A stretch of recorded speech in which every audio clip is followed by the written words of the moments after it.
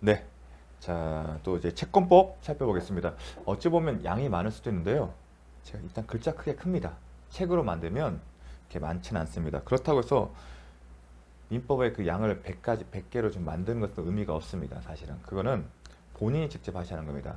제 강의 자료를 활용한 방법은 그냥 계속 반복하시면서 지우시는 거예요. 지워서 정말 기억이 안 나는 것만 계속 반복하셔야 합니다. 그런 작업이 공부의 과정입니다. 제가 여담이지만 가급적이면 농담하지 않습니다. 그리고 계속 강의에만 집중하는데 제가 이제 이 강의를 하다 보니까 되게 재밌습니다. 다들 이제 고등학교 이제 대입 수업 유명한 분 계시지 않습니까? 그분의 유튜브 가끔 봅니다. 당연히 뭐 제 강의하고는 성격이 맞는데 그분의 많은 멘트를 좋아합니다. 근데 그분이 하는 멘트 중에 기억나는 건 공부엔 방도가 없다. 되게 공감됩니다. 공부에 방도가 있었으면 이미 퍼졌을 겁니다. 하지만 결국은 정성이 필요한 겁니다. 쉽게 얻을 수 없다는 얘기입니다. 되게 공감이 되는 말입니다. 그래서 제가 이제 주변에 막 이런 표현들 쓰지만 또 저는 또 시험 공부를 좀 한 사람 입장에서 그 말이 와닿는 겁니다. 그분이 하시는 말씀이 그 강사님 하신 말이 본인이 1등 했는데 제일 열심히 했대요. 공부를 제일 잘하면 요령도 있으니까 덜 할 텐데 공부의 시간도 제일 절단량이 많았다는 겁니다. 다만 강의 자체는 여러분이 하는 작업을 수고를 덜어주는 거고 이해와 포인트를 가르쳐 드리는 겁니다. 따라서 여러분이 제가 재료를 드리는 거고요. 이 재료를 가지고 된장찌개 끓이든 청국장을 끓이든 비빔밥을 그건 여러분의 몫입니다. 저는 단지 여러분에게 음식의 재료를 공급하는 사람입니다. 인생사도도 마치 그러지 않을까 싶은 생각이 듭니다. 이제 사설은 그만두고요. 이제 바로 들어가겠습니다. 자, 이제 스피디하게 나가겠습니다. 계약의 종류. 자, 계약의 종류 시험에 나오죠. 근데 여러분 방식대로 외우시면 됩니다. 저는 이렇게 했습니다. 매대환급 잘못 표시가 됐습니다. 매대환급 백화점 가면 매장에서 매대에서 파는 거 있지 않습니까? 매대환급 쌍무 유사 낙성 이렇게 외웁니다. 쌍무가 무가 쌍이면 유로 바뀐다. 그리고 나머지 낙성은 요물은 하나밖에 없으니까 형상공을 외울 겁니다. 그 다음에 사무증은 무가 한쪽밖에 없으니까 계속 무상인 거고.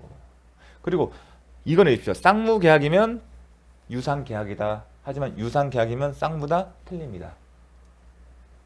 그 다음에 현상공구는 독특하니까 이게 계약이냐 아니냐는 해석의 여지가 있지만 계약을 전제로 해서 문제를 풉니다. 현상 강구를 유편물로 하더라. 유편물 요거 아닙니다. 유편물 우편물 유상 편물 물 요물 계약이다. 이렇게 우리가 민법에 정한 15가지 계약 중에서 요물 계약 딱 하나입니다. 현상 강구 요거 해서 반드시 맞히셔야 합니다. 어렵지 않습니다. 여러분의 방식대로 외우시면 됩니다. 넘어가겠습니다. 임대차 계약은 계속적 계약이다. 계속이 뭐냐면 임대차 계약이면 매월 차임을 지거죠. 급부를 채무자 해야 할 급부를 계속 일정 기간 반복적 하는 게 계속적 계약입니다. 교환 계약은 일시적이다. 예약은 채권 계약이다. 본계약을 체결을 성립시킬 의무가 있죠. 그러면 매매 계약이면 일방 계약의 특징이에요. 일방 계약은 일방적인 의사표시로 형성권이죠. 그렇기 때문에 이게 헷갈릴 수도 있는데 이렇게 생각하십시오. 예약을 했다고 해서 채권 계약이 아니면 뭐예요? 물권 계약이지 않습니까? 물권이 뭡니까? 물권 취득하지 않습니까? 예약당에서 물권 취득합니까? 아니다. 그래서 채권 계약이다. 그렇게 이해하십시오. 계약의 성립. 이 내용 상당히 중요합니다. 상당히 함축적이 이론적으로 실무적으로 되게 중요한 내용입니다. 따라서 키포인트 읽으면서 기억을 하시고요. 이 안에서 지문을 만들고 있습니다. 성립 의사합치 있어한다. 배웠죠? 근데 합치의 내용이 매매계약서 쓰게 되면 의사합치의 내용은 많습니다. 딱 두 가지만 있는 거죠. 매매대금 얼마 아니라 뭐 10개, 100개 날 수 있는데 모든 내용에 대해서 합치가 이루어지는 게 아니라 어디다? 본질적 사항과 중요 사항에 대해서만 합치가 이루어지면 계약이 성립된 것으로 봅니다. 따라서 여러분들이 부동산 거래를 하게 되면 임대차나 중개업소를 통해서 임대차나 매매계약 체결할 때 가계약하죠. 정확하게 가계약은 계약 용어는 법정 용어가 아닙니다. 가계약도 계약금입니다. 그때 부동산 중개업소에서 문자 딱 보냅니다. 뭐죠? 매매대금.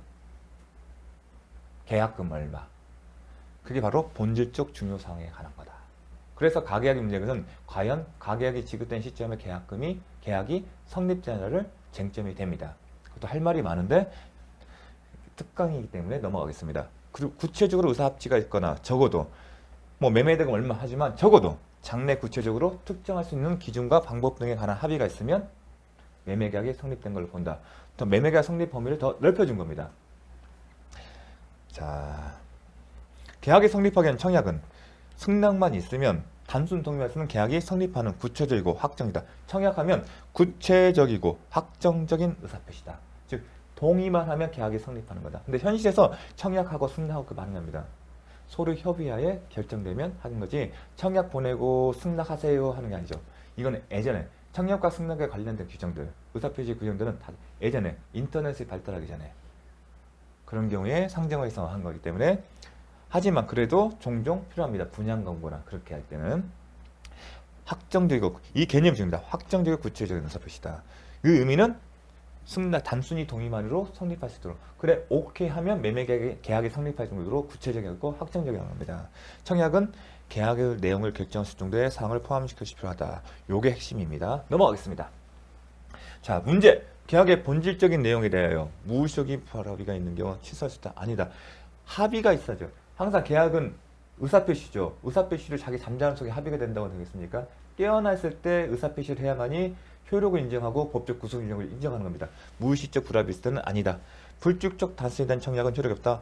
청약하는 거 불특정 다수인 상대로 할 수 있습니다. 꼭 특정된 상대방 할 필요 없습니다. 다만 승낙은 청약자한테 해야겠죠.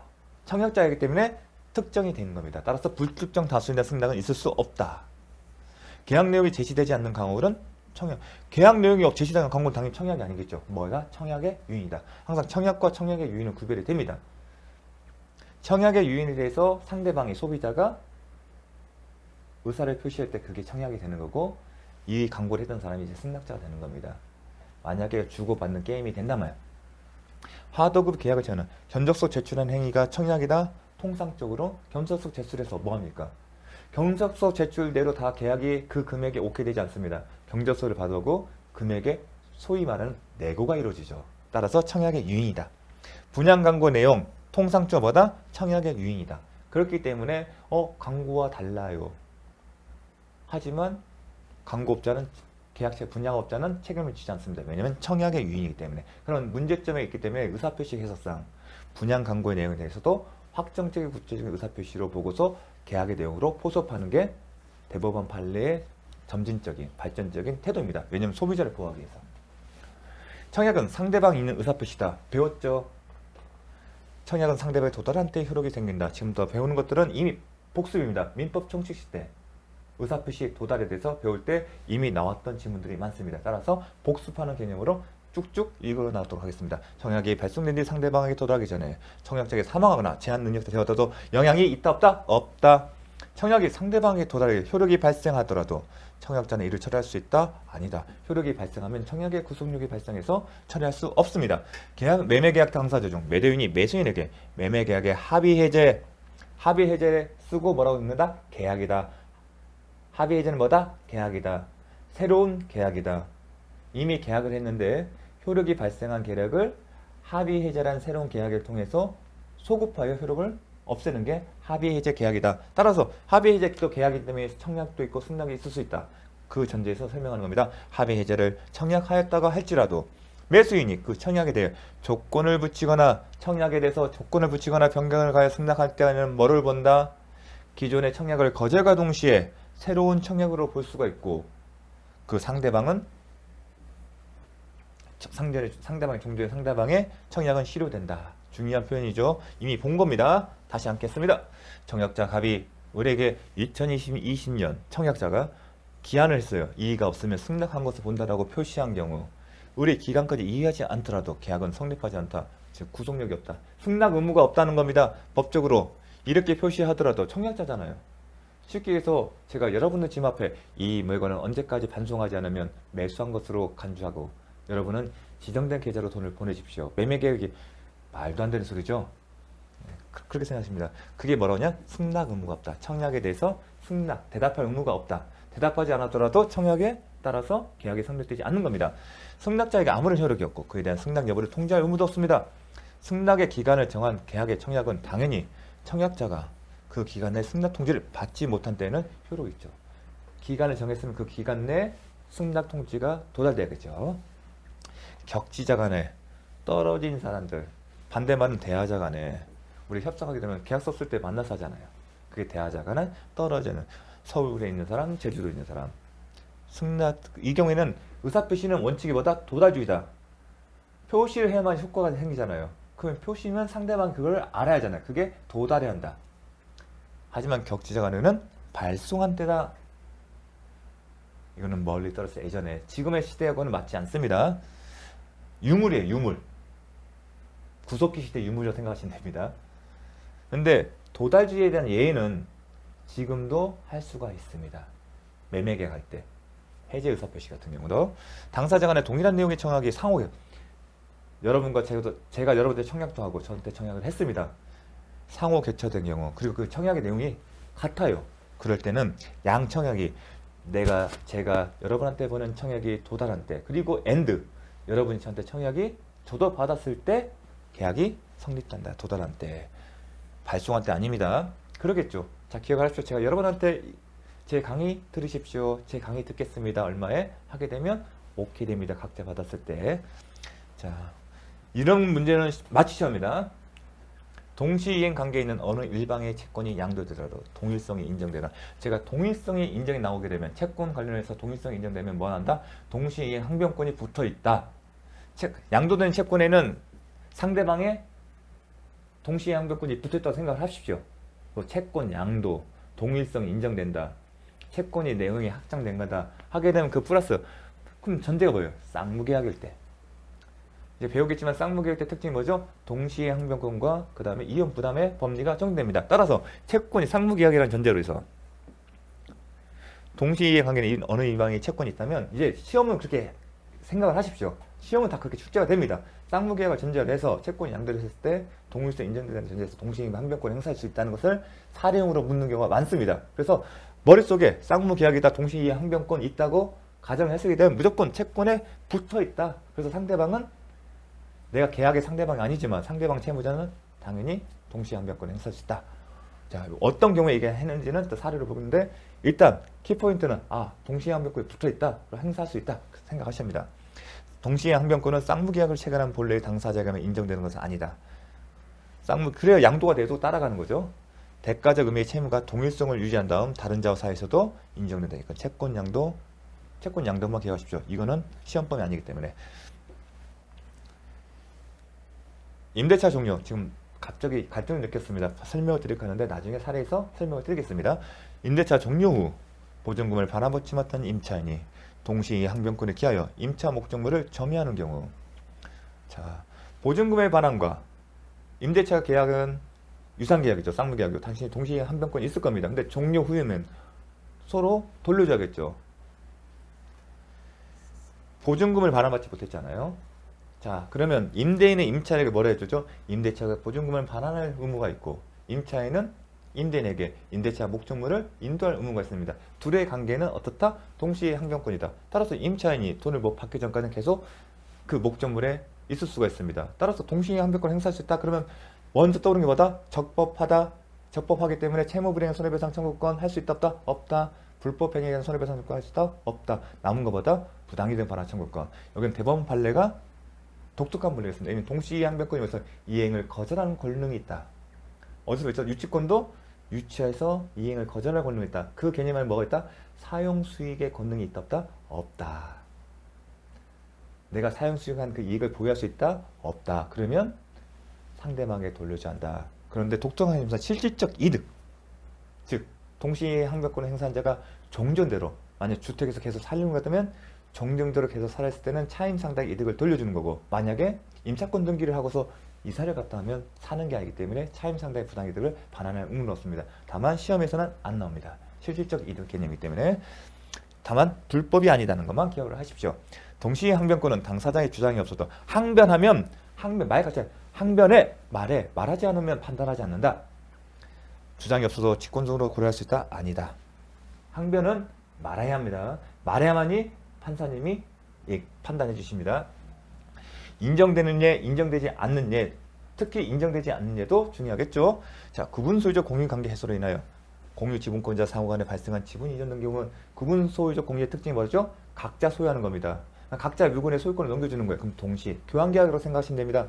교환계약이면 A와 B가 각자의 부동산을 서로 교환할 때, 그럼 각자 유상계약이기 때문에 동시행관계죠. 쌍무고. 자, 그렇게 이해하십시오. 매매계약이 체결되는 거, 계약 체결될 경우 소유권, 매도인은 소유권 이전 등기와 또 뭐, 그 다음에 매수인은 잔대금 지급금 있죠. 동시행관계죠. 통상적으로. 임대차 종료 시 얘기했습니다. 토지 임차인의 건물 매수 청구권, 나중에 임대차 계약에서 건물 매수 청구권 중요합니다. 행상계약, 건물 매수 청구권은 뭐죠? 매매계약이 성립되죠. 그러면 임차인은 임대인에게, 임대인이 이제 매수인이 되는 거죠. 임대인은 임차인한테 매매대금을 지급할 의무가 있고, 당연히 임차인은 매도인이 되기 때문에 목적물의 소유권지 등기 의무와 목적물 인도 의무가 있겠죠. 그 관계는 어떻게 딱 나와야겠죠. 동시에 관계겠죠. 그 다음에 중요하죠. 해제로 인한 당사자 운상회복 의무 중요하죠. 뭐다? 동시행 관계. 자, 계속 나갑니다. 전세권이 소멸하게 되면 뭐라죠? 목적물 인도 및 반환, 전세권 설정 등기 말씀하겠죠. 전세권은 전세권 설정자 대신 뭐죠? 전세금을 보증할 바람이겠죠. 인도. 그러면 어떤 관계다? 동시항변권. 자, 가등기 담보 아직 배우지는 않았지만 중요합니다. 청산금의 지급 의무와 채무 요구등에서는 본등기 의무는 동시행 관계가 있습니다. 중요합니다. 쌍방의 채무자 어느 한 채무가 이행불능이 됨으로 발생한 손해배상. 자, 손해배상 제고면 동일성 인정된다. 동시에 항변권이 있다. 그 내용이에요. 이행불능으로 인해서 발생한 손해배상 채무 동일성 유지된다. 여전히 다른 채무와 반대에 있는 자무와 할 수가 있다. 이 얘기는 계약 해제지 않고 이행불능에 따른 손해배상 청구권을 행사하는 겁니다. 계약 해제를 해제하지 않고 손해배상 청구를 할 수가 있습니다. 그때 정보배상 이행불능 당시에 만약에 그게 주택이라면 부동산은 부동산 시가입니다. 하지만 계약 해제를 하고도 손해배상 청구를 할 수 있죠. 그러니까 계약 해제는 하지 않고 손해배상 청구를 하게 되면 계약 해제하지 않게 반대급부 존재하겠죠. 동시에 관계 있는 겁니다. 반대로 구별할 게 뭐냐면 혼동할 게 뭐냐면 이 당시 계약 해제 않고 하는 경우에는 이행불능 당시의 부동산 시가예요. 손해배상 청구는. 반대로 계약을 해제했어요. 계약 해제를 하겠으면 매매대금 지급은 서로가 할 의무가 다 소급적으로 소멸하겠죠. 그러면 또 손해배상 청구를 할 수가 있습니다. 그게 뭐냐면 만약에 계약의 유함을 전제해서 제대로 이행했을 때 얻었을 이익입니다. 쉽게 얘기를 해서 매매대금은 10억이었어요. 하지만 그게 제대로 이용이 되었으면 그 시가 10억이에요. 그러면 차익이면 제대로 이용되었으면 이 사람이 2억 벌지 않습니까? 그 차액을 2억을 들어주는 게 계약 해제를 한 후의 손해배상 개념입니다. 그냥 참고로 알아두십시오. 거기까지 묻는 것은 아닙니다. 자, 항변을 부정한 예, 권리금. 자, 유축권권도 잘 생각해보세요. 항상 동시에 항변권과 유축권은 좀 비슷해요. 형제예요. 하지만 유축권이 더 강하죠. 왜냐? 동시에 항변권 누구한테 한다? 쌍무계약의 특징이죠. 쌍무계약의 특징이니까 그 상대방 하는 게 원칙이죠. 하지만 동일성이 유지되면 따라간다. 근데 유축권은 어느 누구한테도 다 할 수 있지 않습니까? 동일성 운은 안 씁니다. 그냥 물건이다. 근데 유축권도 인정 안 됐죠. 결연관계 인정 안 됐죠. 같이 보여주시면 좋겠습니다. 또 하나 중요합니다. 보증 반환문은 임차권 등기명에 따라 행해진 임차권 등기 말소무다. 자, 임차권 등기명이 언제죠? 임대차 계약이 종료되었습니다. 종료되었음에도 불구하고 임차인이 임대인으로부터 임차차 보증금을 반환받지 못했을 때 하는 거죠. 그래서 임차권 등기명의 특징을 뭐라고 하냐면 채권 담보의 목적이 강하다. 그러면 담보권을 생각하시면 됩니다. 우리가 담보권에서 피담보 채권이 동시에 가능하냐? 아니죠. 피담보 채권 돈을 먼저 갚으세요. 그럴 때 나중에 담보 물권을 말소하죠. 그 같이 연관해서 생각해줍시다. 나중에 나옵니다. 판례가 임차권 등기는 그래서 반환받지 못한 임대차 보증금의 채권을 담보하는 목적이 강하다. 그러면 이해가 되시겠죠? 자, 그 다음에 토지거래 허가 신청자의 협력할 의무 한번 봤습니다. 협력할 의무와 매매대금 지급 의무는 동시에 이행관계다. 왜냐하면 매매대금 지급 의무는 허가를 받아야만이 발생하게 되면 선우가 있는 거죠. 자, 4번은 그겁니다. 담보물권 돈 받아야 말소한다. 그 얘기입니다. 이 얘기와 이 얘기를 같이 세트로 기억하시면 암기하기 편하실 겁니다. 자, 상가 매매 계약을 체결했습니다. 매도인 갑 사례형입니다. 갑은 부동산 이전 등기 의무가 있고 을은 매매대금 지급 의무가 있습니다. 자, 마음은 굴뚝 같습니다. 여러분께 다시 한번 제가 워낙 시험에 나오는 거니까. 근데 어려워요. 어려워서 계속 반복하고 싶은데 마무리 특강이기 때문에 있는 걸로 가름하겠습니다. 다만 항상 시험에는 이행불능과 딱 정해졌어요. 이행지체가 나오면 이행지체는 채무불이행 뭐 손해배상 그런 거 얘기 잘 안 나와요. 요건도 나오지만 그냥 동시에 한변권이 핵심이에요. 아, 이행지체하면 동시에 한변권을 묻는 문제구나 나온다 생각을 하십시오. 포인트는. 그러면 이행불능. 이행불능은 대신에 이행불능은 세트를 하십시오. 다 쌍무계약을 다 전제를 해요. 당연히 매매를 전제를 하여. 임대차 계약도 아니고 쌍무계약을 전제해서 이행불능이에요. 그리고 대부분 후발적이에요. 원시적 불능이라면 원시적 불능도 두 가지 나누어 얘기죠. 주관적 불능은 이제 매도인 담보 책임에서 나오는 거고 객관적 전부 불능일 때는 딱 한 지문이에요. 매매 계약은 계약 목적 애시당초 계약 체결 당시부터 목적 달성이 불가능하기 때문에 무효고 단지 계약 체결사항의 가신적 535조가 적용될 수 있다. 그거 하나만 외우시면 돼요. 그럼 나머지는 다 후발적인 이행불능. 그럼 나오면 기책사유 유무에 따라서 기책사유가 있냐에 따라서 있으면 계약 해제, 손해배상 청구권 나올 거고요. 계약 사유가 만약에 기책 사유가 없으면 뭐다? 위험 부담의 문제일 거고요. 위험 부담은 채무자 위험 부담, 예전 채권자 위험 부담. 그 다음에 기책 사유 유무 불문하고 후발적 이행 불능일 때는 뭘 할 수 있다? 대상 청구권. 이제 이행 불능 편에서 배우겠지만 대상 청구권, 대상 청구권 기책 사유 이유가 없습니다. 대상 청구권 목적물 후발적 이행 불능으로 말미암아. 이행 불능 뭐냐면 멸실 훼손이에요 대부분. 또 요거는 멸실 훼손이에요. 그러니까 하재 보험금이나 아니면 수용금이에요. 수용금이나 하재 보험금을 청구할 수 있는 권리가 생겼다. 그 지문이 나와요. 아, 그러면 대상 청구권의 문제구나. 대상 청구권.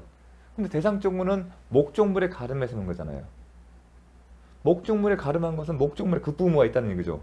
잘 생각하십시오. 목적물에 가름한 의무니까 목적물에 급부해서 대신해서 동일성이라고 생각하시고 동일성이 아니지만 뭔가 계속 살아있다는 느낌? 살아있다는 얘기는 상대방의 채무도 그대로 존속하는 겁니다. 즉 계약을 효력을 인정한다는 전제에서 대상 청구권을 행사하는 거고 반대로 내가 내 권리를 상대방 권리 행사하는 내 의무도 이행하는 거죠. 왜냐면 쌍무계에서 문제니까. 그걸 묻습니다. 자, 그거를 생각하십시오. 그 다음에 계약 해제권. 계약을 해지하게 되면 무슨 의무가 있어요? 원상회복 의무가 발생하고 또 하나 계약 해제 이후에 손해배상 청구할 수 있고 계약을 해지하지 않고 손해배상 청구를 했습니다. 그럼 계약을 해지하지 않고 손해배상 청구한다. 본래 급부 의무에 가름하는 거죠. 그러면 나의 의무도 이행을 해야 한다. 그렇게 생각을 하십니다. 아, 계약을 해지하지 않고 계약이 소로서면 내 권리도 행사지만 대신에 내 의무도 한다. 그럼 본래 쌍무계약이면 동시에 한변권도 있는 거고요. 또 하나 뭐 있죠? 손해배상 채무. 동일성 인정 때문에 동시에 한변권이 붙어있다. 그게 이제 키포인트입니다. 자, 하나, 둘, 셋. 시작해도 될까요? 자, 출발하겠습니다. 자, 제가 장난친 건 아니고요. 워낙 빠르다 보니까 좀 숨 돌릴 틈을 드리겠습니다. 자, 그리고 이행불능. 또 하나. 항상 이거 이행불능은 금전에서는 이행불능 문제 생기지 않습니다. 설명드렸죠. 항상 매매계약이 나오고 부동산이에요. 그러면 이행불능의 문제는 매도인의 소유권, 부동산 소유권, 이전 등기가 후발적 사유로 인해서 이행불능이 됩니다. 즉 이행불능 사유는 시험에는 매도인에게만 발생해요. 그럼 매도인이 채무자예요. 그렇죠. 대신에 매도인이 매수인 청구할 수 있는 뭐냐면 매매대금 지금 청구권이고 돈에 대해서는 이행불능 사유는 없고 항상 이행지체가 있고 돈을 제때 지급하지만 항상 기책사유가 있다. 자, 들어가겠습니다. 채무자 갑의 기책사유로 상가가 멸시돼요. 갑이 지금 매도인입니다. 갑의 을에 대한 소유권, 기책사유가 있다. 동그라미 표시합니다. 멸실되었다. 이행불능이다. 그럼 이게 후발적 이행불능이냐 따져봐야 하는데 원시적 불능은 원시라는 표현을 쓸 겁니다. 갑의 을에 대한 소유권이라면 이행불능이 됐다. 그렇죠. 멸실됐으니까 이걸 뭔다. 기책사유가 있으니까 이제 채무불이행이 됩니다. 후발적 이행불능이 있으면 딱 기책사유 있냐 없냐를 따지셔야 합니다. 기책사유 있죠? 그러면 채무불이행이 됐다. 그럼 채무불이행 효과를 뭐다? 계약 해제권을 행사할 수 있다. 행사할 수 있다. 할 수도 있고 안 할 수도 있다. 그 경우 해제를 하게 되면 원상회복 의무가 있다. 한편 계약 해제는 누가 하겠어요? 매수인이 하겠죠. 매수인은 해제권 행사와 별도로 해제권을 행사하고 채무자 갑에게 손해배상 청구권 행사할 수 있다. 얘기를 했잖아요. 해제권 행사 앤드 손해배상 청구 가능하고 해제권 행사하지 않고 손해배상 청구할 수 있다. 그 차이점이 뭔가요? 물어볼 것 같아서 아까 얘기를 했죠. 이행불능 당시의 시가 이행했으면 10억인데 10억이다. 그럼 2억의 차이. 자, 기억하십시오. 매수인이 계약 해제권을 행사하지 않으면 채무불이행인데 갑은 소유권 이전 등기 의무에 가능한 손해배상 의무를 부담하게 된다. 그쵸? 동일성 유지하는 그러면 또 생각해야죠. 매도인은 매수인에게 손해배상 의무가 있고 반대로 매수인은 매도인에게 매수 계약을 하지 않기 때문에 매매대금 지금 의무가 있고 동일성이 인정되기 때문에 뭐가 있을까? 동시에 항변권이 있겠다. 그리고 여기는 이행불능 당시 시가죠. 10억짜리 사고 했는데 그게 불나다 이행불능 당시 10억이면 12억에 대한 손해배상 책임이 있는 겁니다. 계약은 여전히 효력이 있기 때문에 해제를 안 했기 때문에 계약이 자동적으로 해제되는 거 아닙니다. 해제를 하셔야 합니다. 그렇기 때문에 우리는 그걸 혼동하시면 됩니다. 당연히 되는 거 아니에요? 아니에요. 채무불이행일 때는 채무불이행일 때는 해제권 행사할 수도 있고 안 할 수 있다는 얘기는 해제하고 싶으면 해제권을 행사한다는 겁니다. 자, 우리는 갑에게 매매대금을 지급하는 거였다 얘기를 했죠. 특별한 동시행 관계있다 했습니다. 매도인 갑이 상가 부동산에 대해서 이익 예컨대 보험금, 불법인도 손해배상금 이익을 취득했어요. 목적물의 멸시 훼손의 대가로서 이득을 취할 때는 매수인은 해제권을 행사하지 않은 전제에서 대상 청구권은 뭔가 계속 남아있다는 개념을 주는 게 뭐냐면 해제권을 행사하지 않은 거구나. 딱 기억하십시오. 대상 청구권을 행사하는 것은 계약 해제권을 행사하는 것이 아니다. 물론 해제권은 채무불이행사고 있으니까 이렇게 얘기하십시오. 대상 청구는 계약의 효력이 유지된다. 계약이 유지된다는 효력이 있다는 전제에서 갑에게 매도인에게 그 이익의 반환을 청구하다. 대상 청구권은 채권적 권리입니다. 자동 귀속되는 것도 아니고요. 그것도 중요한 개념이죠. 배우셨죠? 대상 청구권의 행사 귀속이 안 되기 때문에 자동 귀속이 안 됩니다. 이 사람의 가진 권리를 이 사람이 매도인이 보험금 수령했으면 네가 수령받은 것을 나한테 주세요. 아니면 아직 받기 전이라면 이 사람이 보험사에서 청구했던 보험금 청구권을 양도해달라. 그런 권리를 행사할 수 있는 겁니다. 우리 대상 청구를 행사할 경우는 의뢰 갑에 대한 매매 지급 지급도 유효하게 존속한다. 그렇겠죠.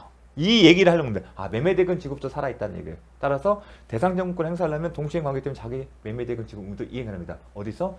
같은 금액에서.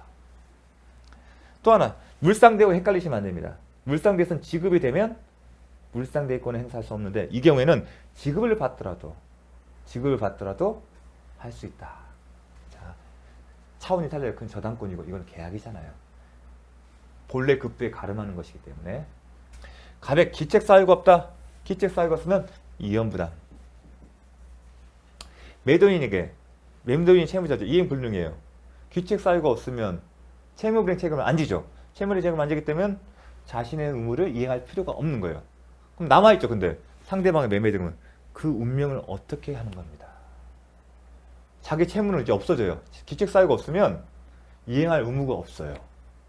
즉 그 얘기는 매수인이 매도인에게 이행해주세요 얘기를 못하죠. 당연히 못하죠. 근데 만약에 기책 사유가 있으면 목적물을 이행하는 대신에 목적물의 이행 불능 당시 시가를 주세요. 아니면 계약 해제를 하면서 차익만큼 돈을 주세요. 얘기를 할 수 있는데 기책 사유가 없으면 없어요. 그러면 나머지는 살아있잖아요. 그럼 어떻게 할 거냐?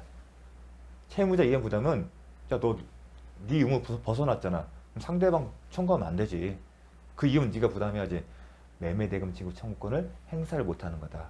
상대방의 권리 행사를 못한다. 그게 채무자 이행 부담입니다. 읽어보겠습니다.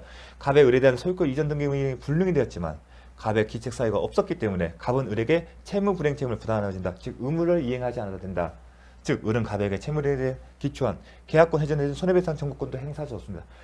계약 해제 손해배상은 뭔다? 기책 사유가 있어야 합니다. 그건 당연한 기본입니다.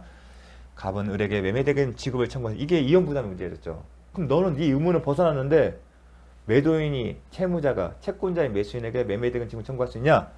이런 이연 부담의 문제다. 근데 원칙은 뭐다? 민법은 채무자 이연 부담을 따르고 있다. 그 내용이 뭐냐? 갑의 을에 대한 채무 이행이 불능이 소멸됐다는 전제에서 기책 사유가 없었다는 얘기죠. 갑은 을에게 매매대금 지급을 청구할 수 없다. 그럼 청구할 수 없다는 얘기는 매수인 또한 매도인을 상대로 한 매매대금 지급 의무가 소멸한다.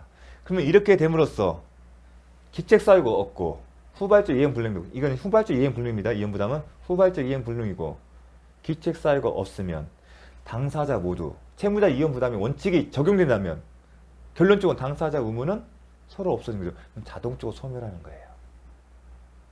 해제 의사 표시 없이. 그런 꼴이 된 거예요. 결론은. 헷갈리시면 안 됩니다. 따라서 이런 얘기가 나옵니다. 즉 537조 채무자 이혼 부담의 법리가 적용되고 갑과 을 사이의 계약관계는 소멸하게 돼. 해제라고 표현을 씁니다. 어떻게 하다 보니까 자동적으로 소멸하기 때문에 을은 갑에게 매매대금을 지급할 의무가 없고, 예컨대 매수인이 매도인에 더 나아가서 지급할 의무가 없는데, 예컨대 매수인이 매도인에게 지급한 급부가 계약금이 있을 수 있지 않습니까? 그거는 법률상 원이 없는 급부가 되어 매수인은 매도인에게 부당이 되게 법률에 따라 반환할 의무가 있다. 이 표현까지 기억을 해주십시오. 이 표현이 실제가 되고 있기 때문에. 자, 갑은 을에게 매매대금 지급을 청구할 수 있는가? 예외적으로 다 계속 같은 항목입니다. 예외. 채무자 이혼 부담입니다. 예외적 언제 적용된다? 채무자에게는 기책 사유가 없는데 누구한테 있다? 채권자에게 기책 사유가 있는 것. 또 하나. 채무자가 채권자에게 이행 제공을 했는데 채권자가 수령을 거부하고, 수령을 거부하면 뭐란다? 채권자의 지체, 채권자의 수령 지체 중에 당사자의 기책 사유 없이 후발적으로 이행 불능이 된 경우에는 채권자가 그 이용을 부담한다. 그 얘기는 뭘까요? 채무자가 이용을 부담하게 되면 채무자 매도인은 매수인에게 매매대금 지급을 청구하지 못한다. 즉 매수인은 매도인에게 매매대금을 지급할 의무가 없지만 예외적으로 두 가지 경우의 요건에 해당된다면 채무자인 매도인은 매수인에게 매매대금 지급 청구권을 행사할 수 있고, 따라서 매수인은 매도인에게 매매대금을 지급할 의무가 있다는 겁니다. 그 얘기를 쓴 겁니다.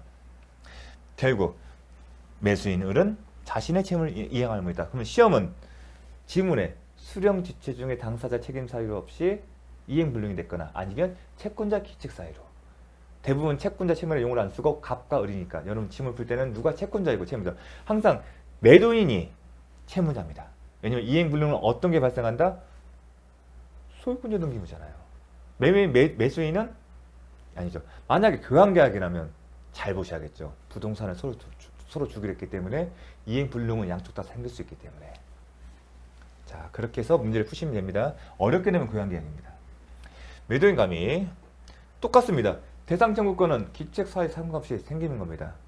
기책 사유 없이 이혼 부담이 문제가 생겨요. 근데 이혼 부담은 계약 관계가 소멸하기 때문에, 만일 매수인이 매도인에게 중개했으면 법률상 원인 없이 이득을 취득한 것에 대해서 부당이득 반환 청구를 할 수 있다. 소멸하기 때문에. 대상 청구권이 기책 사유가 없으고 적용된다면 소멸을 전제로 할까요? 아니죠. 대상 청구권 행사하면 계약에 존속한다는 얘기는 뭐죠? 매수인은 자신의 지급 의무를 진행하는 거죠.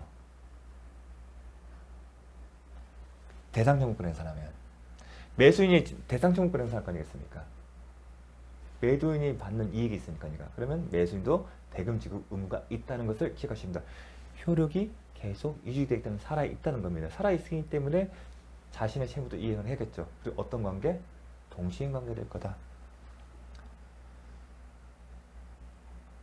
자, 이 얘기를 했습니다. 대상 청구권 행사할 수 있다. 기책 사유가 없다 했으면 똑같은 얘기입니다. 동시에 하면은 빼고 하겠습니다. 우리 대상 청구권을 행사할 경우 을의 갑에 대한 매매대금 지급부터 유효하게 존속한다. 즉 을이 대상 청구권을 행사하는 경우 그는 자신의 채무를 이행해야 한다. 대상 청구권은 아까 설명했습니다. 채권적 청구권이다. 채권적 청구권은 권리를 급부 이행을 요구하는 권리입니다. 요구한다는 얘기는 자기께 아직 안 됐다는 얘기겠죠. 내가 이미 나한테 기속이 됐으면 청구할 필요가 없겠죠. 그 개념입니다. 즉 대상 청구권의 요건이 갖춰졌다고 해요. 대신한 이익이 자동적으로 직접 이전되는 건 아니다. 권리를 행사해서 권리 행사의 상대방이 나한테 급부를 이행하다. 받은 게 있으면 돌려주고, 채권이면 양도를 해줘야 한다는 거죠. 자, 원시적 객가정 불능일 경우 계약 체결 당시 이미 상가가 불이 나서 없다. 그럼 목적이 달성의 애치당적 없기 때문에 매매계약 무효다. 매매계약 무효는 효력이 없다.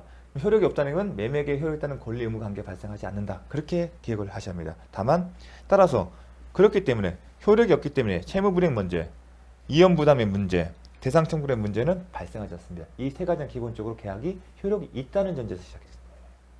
단지 535조의 계약 체결성에 가져면 문제만 있다. 자, 건물은 매매 계약 체결 당시에 건물은 상가 건물이 존재했는데 그게 매도인의 것이 아니라 제3면 타인 권리 매매다. 타인 권리는 유효하다. 자, 향후 채무 불이행이나 담보 책임 문제를 있다. 채무자 이연 부담지. 자, 그러면 말씀드린 내용을 한번 쭉 다시 한번 복습 차원에서 읽어보도록 하겠습니다. 쌍무계약, 채무자 이연 부담 쌍무계약이죠. 일방의 채무가 쌍방의 책임 없는 사유로 이행할 수 없는 때는 채무자는 매도인은 이제 우리는 채무자로 쓰고 매도인을 읽으면 되겠죠. 매도인은 상대방 매수인의 이행을 청구하지 못한다. 매수인은 매도인에게 매매 대금을 지급할 의무가 없다. 임의 규정이다. 임의 규정은 달리 정할 수가 있다. 달리 정할 수 있다. 쌍무계약 및 그 다음에 후발적 이행 불능이다. 원시적 이행 불능 때는 아니다. 후발적 불능이 채무자에게 책임 없는 사유로 생길 때 문제된다. 그렇죠. 책임이 있는 사유가 있을 때는 이연 부담 문제가 아니라 채무 불이행에 의한 문제다. 계약 해제나 손해배상의 문제다. 나오잖아요. 책임 없는 사유로 채무자 유책사로 불능이 될 때는 채무가 손해배상 채무로 변하여 존속하고 계약 해지를 안 했다는 전제겠죠. 다른 채무에는 영향 없다. 상대방의 매매대금 지급 채무가 살아있다. 서로 동시행 관계다. 민법 537조는 채무자 이연 원칙이죠. 쌍무계약이죠. 기책 사유 없이 후발적으로 이행 불능된 경우 채무자는 자기 의무를 면하죠. 반대로 청구하지 못하기 때문에 매수인도 매매대금을 의무가 없어진 겁니다. 따라서 쌍방 급부가 없었던 경우에는 그냥 그걸 끝나는 거예요. 서로 각자 의무를 이행할 필요가 없으니까. 하지만 이미 이행한 급부가 있다면 법률상 원인 없는 급부가 돼서 부당이득 반환 법률에 따라 반환 청구할 수 있다.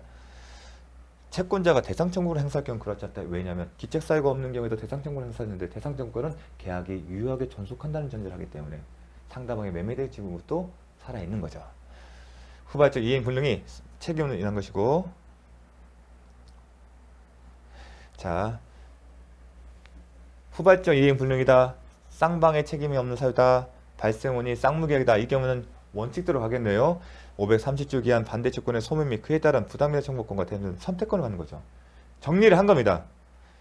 계약이 소멸된 관계에서 소멸돼서 만약에 급부한 이행 의무가 없으면 소멸하는 거고 서로 주고받은 게 있으면 부당이득 반환 청구를 행사하는데 만약에 대상 청구가 있으면 계약의 효력이 유효하게 존속한다는 점에서 대상 청구를 행사하고 상대방은 매수인은 매도인에게 매매대금을 지급한다. 그걸 선택적으로 행사하는 겁니다. 선택적으로 정리한 겁니다. 그 내용을. 매매 목적이 이행기 전에 이행기 전환 예물은 이 포인트는 뭡니까? 매 계약 체결시가 아니라 이행기가 있다는 매매 계약이 유효하게 성립된 이후에 즉 후발적으로 강제 수용됐다는 뭐다? 그러면 이행 불능이다.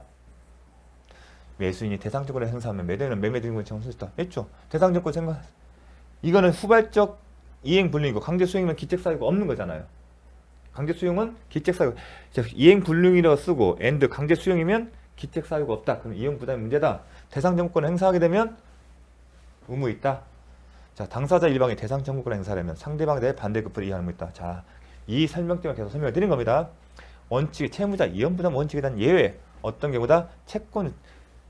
채무자 책임이 아니라 누구 책임? 채권자의 기책 사유로 이행할 수 없을 때 또 채권자의 수령 지체 당사자 수령 지체 중에 당사자 쌍방 책임 없는 사유로 이행할 수 때는 채무자는 상대방의 이행을 청구할 수 있다.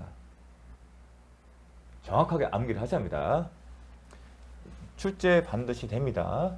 자, 제3자를 위한 계약. 잠시만요.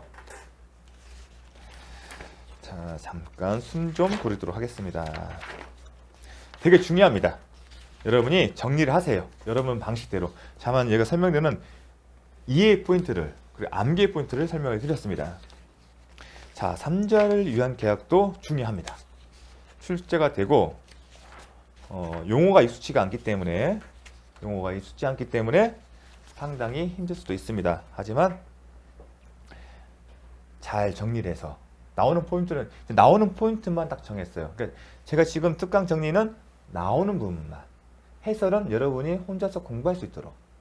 자, 제3자를 위한 계약은 계약 당사자가 아닌 제3자로 하여금 직접 계약 당사자의 일방에 대하여 채권을 취득시키는 걸 목적으로 한다. 이 얘기는 제3자가 채무자를 상대로 직접 채권을 행사하도록 하겠다는 취지입니다. 그게 제3자를 위한 계입니다. 자, 법문에 이렇게 있습니다. 계약에 의하여 당사자 일방이 제3자를 뭐라고 읽는다? 수익자에게 이행할 것을 약정한 때는 그 제3자는 채무자가 직접 그 이행을 청구했다. 채권이 뭐죠? 상대방에게 채무자에게 극부의 이행을 청구하는 거죠. 그 내용을 풀었습니다. 직접. 그게 제3자를 위한 계약입니다. 하지만 수익자 그 채권을 취득한 시점 계약 당사자가 아니잖아요. 3자는요. 계약 당사자는 이 3자를 위한 계약에는 제3자는 참석을 안 해요. 단지 그래서 요약자, 낙약자, 수익자가 있는데 요약자와 낙약자의 둘 사이에 계약이 이루어지는 거예요. 계약 내용에 낙약자가 이 계약에서 발생한 채권을 수익자에게 건네주고 그 얘기는 낙약자가 이 채권에는 채무 변제를 이 사람한테 하라는 얘기겠죠. 그 결과 수익자가 반대로 낙약자 상대로 권리 행사할 수 있도록 한 거예요. 그렇기 때문에 계약 당사자는 누구다? 요약자, 낙약자고 수익자는 아니에요. 그렇기 때문에 수익자가 별도의 의사표시가 있게 되죠.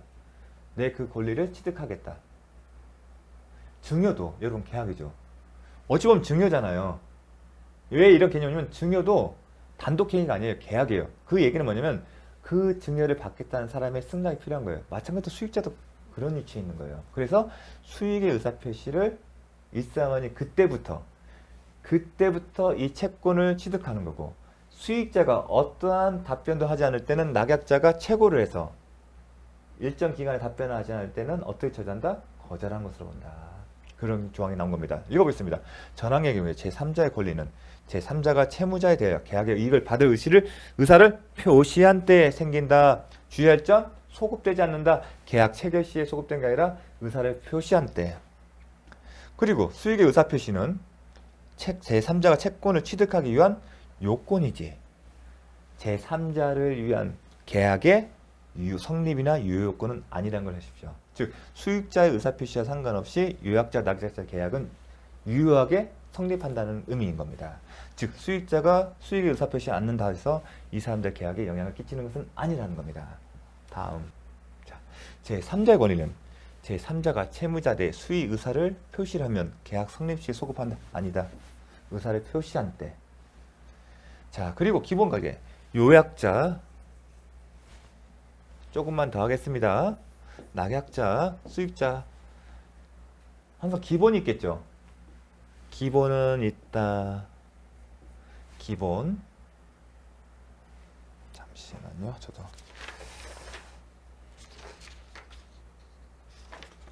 네.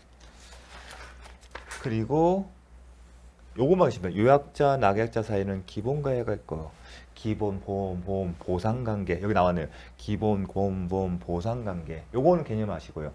요약자와 수익자 사이의 대가관계는 기억하십니다. 대가관계가 누구 사이고 기본관계, 보상관계 누구 사이인지 기억하십시오. 요 사이의 출연관계는 기억을 안 하셔도 됩니다. 시험은 요것만 나옵니다. 요 개념은 아셔야 합니다. 어떤 얘기를 하고 싶냐면 이 기본계약에서 뭐가 채권이 나오죠? 채권은 이 기본계약에서 뿌리를 둔 거죠. 뿌리가 흔들리면 이 채권도 영향을 받는다. 뭐라고요? 뿌리인 기본계약에 뭔가 문제가 발생하면 기본계약에서 뿌리에서 열린 나무 열매인 채권도 영향을 받는다. 그리고 기본계약에서 낙약자가 요약자에 대해서 뭔가를 주장할 수 있으면 당연히 수익자에 대해서 얘기를 할 수가 있다. 이 기본과의 방법의 동일성이 인정되기 때문에 동시에 한 몇 있으면 동시에 한 몇 푸는 거다. 반대로 이 대가관계는 기본관계에 어떠한 영향도 주지 않습니다. 뭐라고요? 어떠한 경우에도 어떠한 영향도 주지 않습니다. 문제는 거기서 나옵니다. 기억하십시오. 대가관계는 기본관계에 어떠한 영향도 미치지 않는다. 따라서 대가관계를 기초로 해서 수익자에 뭔 얘기를 못한다는 거예요. 하지만 낙약자나 요약자는 기본관계에 대해서 가지고 뭔가를 얘기할 수 있다는 겁니다. 그걸 기억해 주십시오. 다만 이제 제가 이제 쓰진 않았는데 계약 해제에 따라서 제3자의 권리를 해하지 못하는 경우인데 좀 특이한 판례가 있습니다. 그때는 설명했는데 기본관계가 있었고 기본관계 기초에서 대가관계를 설정한 겁니다. 새로운 이해관계를 맺은 거예요. 요약자한테. 그런데 계약이 해제됐다. 그런 경우에는 제3자에 해당된다. 그런데 시험에 나오지는 않았습니다. 대가관계. 그래서 개념이 중요한 겁니다. 자, 아셨죠? 이게 기본입니다. 자, 출발하겠습니다. 기본관계는 채무 발생의 기초, 채권의 발생의 기초가 된다. 따라서 기본관계가 무효, 취소, 해제된 경우는 제3자는 채권에 영향을 받게 취득하지 못한다. 뿌리가 흔들려서 나무가 쓰러져서 그렇게 생각하시면 됩니다. 낙약자는 따라서 기본관계에 기한 항변으로, 즉 그 권리에 동시에 항변권이 붙었으면 동일성 유지에서 따라가는 거기 때문에 동시에 항변권을 행사할 수 있다. 예컨대 매매계약이다. 매수인의 매도인이란 매매대금 지급 의무, 즉 매도인의 매수인데 매매대금 지급 청구권을 제3자에게 기속시켰어요. 그러면 동일성 있게 수익자한테 가죠. 그러면 수익자가 낙약자에게 매매대금 주세요 할 때 어떤 얘기가 할 수 있다? 아직 소유권을 넘겨받지 못했다. 그렇게 얘기하시면 됩니다. 대항할 수 있다. 대가관계 효력은 누구죠? 수익자와 요약자 사이죠. 대가관계는 요약자와 수익자의 관계는 제3자를 위한 계약 자체의 성립이나 어떤 경우도 영향을 미치지 않는다고 제가 강조했습니다. 성립이나 효력에 영향을 미치지 않는다. 성립을 나오면 제3자를 대가관계가 있어야만이 기본계약이 성립이 될 수 있다. 대가관계의 효력이 발생하면 기본관계 효력이 발생. 그런 얘기가 전혀 안 먹힌다는 얘기입니다. 또한 대가관계의 효력은 요약자와 낙약자의 법률관계 즉 기본과의 성립의 효력에 영향을 미치지 아니하므로 낙약자는 요약자와 수익자의 법률관계 즉 대가관계에 기초한 항변으로 수익자에게 대항하지 못한다. 낙약자는 어디에서만 기하냐? 기본관계에 기초한 항변권을 가지고 수익자에게 대항할 수 있다는 얘기죠. 기억하십시오. 소유권을 넘겨받지 않았기 때문에 아직 돈을 못 주겠다. 하지만 요약자와 수익자 사이에 대가관계를 가지고서 항변하지 못한다는 겁니다. 자, 요약자도 마찬가지예요. 대가관계의 부존재나 효력의 상실을 이유로 자신이 기본관계 기회에 낙약자에게 부담하는 채무이행을 거절할 수 없다. 즉 요약자든 낙약자든 요약자, 수익자 대가관계에 영향을 가지고 각자 유리하게 사용을 못한다는 겁니다. 상대방에 대해서. 그렇게 기억을 해주십시오. 중요합니다. 낙약자는 요약자의 수익자에 대한 항변으로 병행이 됐다. 요약자의 수익자에 대한 이게 뭐예요? 이렇게 이 지문이 이렇게 나옵니다. 그럴 때 어떻게 읽는다? 대가관계다. 이렇게 바꿔주십시오. 대가관계다 항변으로 대항할 수 없다. 답 나오죠. 제가 대가관계 가지고 뭐 아무 얘기도 못한다. 채무자는 539조 계약 기본관계에 기한 항변으로 기본관계 항변은 가능하죠. 반대로 그 계약의 이익을 받을 제3자에게 대항할 수 있다. 소유권을 넘겨받지 못했습니다. 따라서 아직까지는 돈을 못 주겠습니다. 그 얘기를 생각하십시오. 계약에 기한 항변에는 계약의 불성립, 무효, 취소, 해제 조건 성취 같이 3자의 권리 소멸에 관한 사항은 물론 동시에 항변권도 있다. 시험은 동시에 항변권 잘 나왔습니다. 하지만 기본관계의 성립과 효력의 영향을 끼친다 분명히 말씀을 드렸습니다. 계약 당사자는 누구다? 수익자는 아니고 누구다? 요약자와 낙약자다. 그렇기 때문에 수익자는 계약 당사자가 아니기 때문에 수익자와 요약자 사이의 대가관계에 아무런 영향을 끼치는 게 아닙니다. 수익자도 당사자가 되면 당연히 영향을 줄 겁니다. 자, 여담이었습니다. 3자는 계약 체결 당시 확정되어 있을 필요도 없고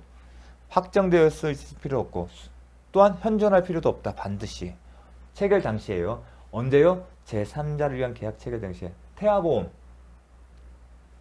확정될 필요, 그러니까 현존할 필요 없는 태아보험 생각되십니다. 태아를 그게 제3자를 위한 계약의 하나의 형태거든요. 체결 확정될 때부터 설립 중인 법인. 또 하나 이거 그냥 외우십시오. 병존적 뭐예요? 면책적 아닙니다. 병존적. 병존한다. 그때 제3자를 위한 계약이다. 면책적 채무인수가 아니라 병존적. 자, 좀 많이 달려왔기 때문에 이제 쉬었다가 다음 시간에 살펴보도록 하겠습니다. 이어서.